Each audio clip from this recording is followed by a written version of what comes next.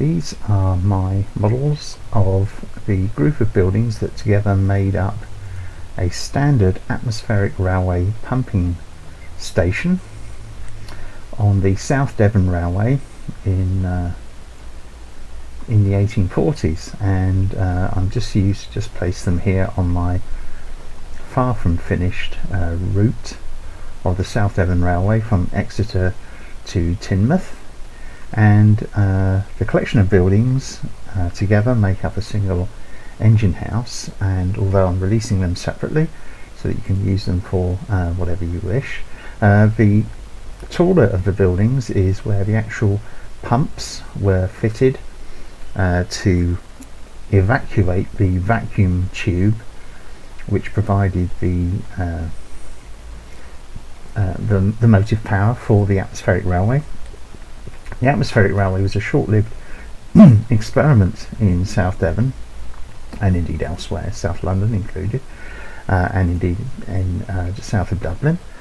And what happened was that the air from a tube in track, which is not present here, was pumped out by this pumping house. So a partial vacuum was created, and that drew a piston through the tube by air pressure coming in from behind. So there's the pumping house. You have three buildings that make up the little complex.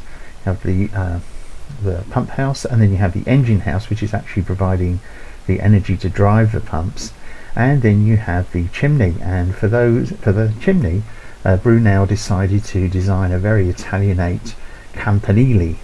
So I don't have smoke coming out of my model, so you can add that. There's a number of items on the download station which allow you to position a smoke coming out of a chimney, and so you can just position that high up on the campanile.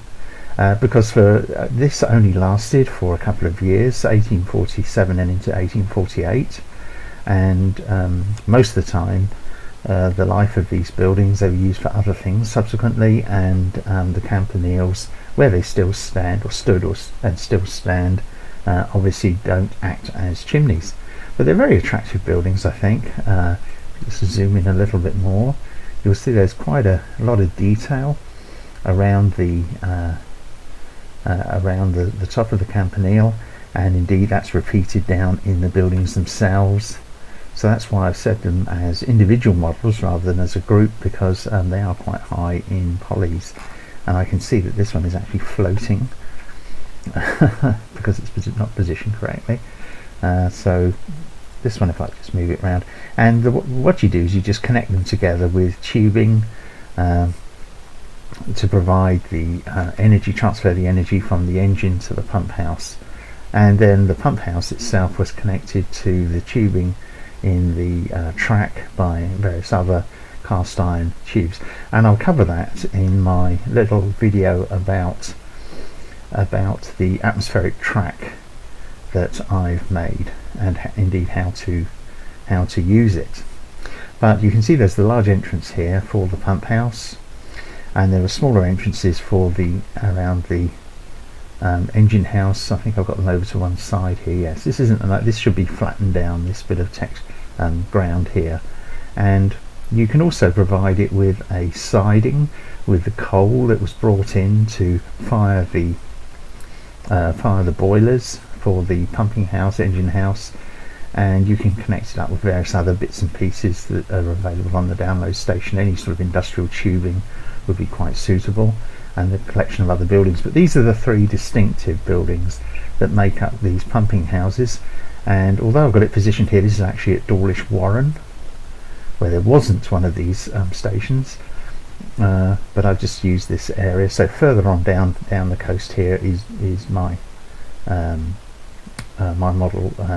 Dawlish appears further down, where there was one of these stations, and there are various others along the track, and you can certainly, a quick look online will soon give you details about that. So these are my new models, as I say, just releasing them, and they can be used for all sorts of other things as well, but primarily they are these very characteristic and really quite elegant, I think, stone built buildings designed by Brunel, with the pantile roofs, pantiles there on the roof. So very sort of Italianate, very much in the style of the period.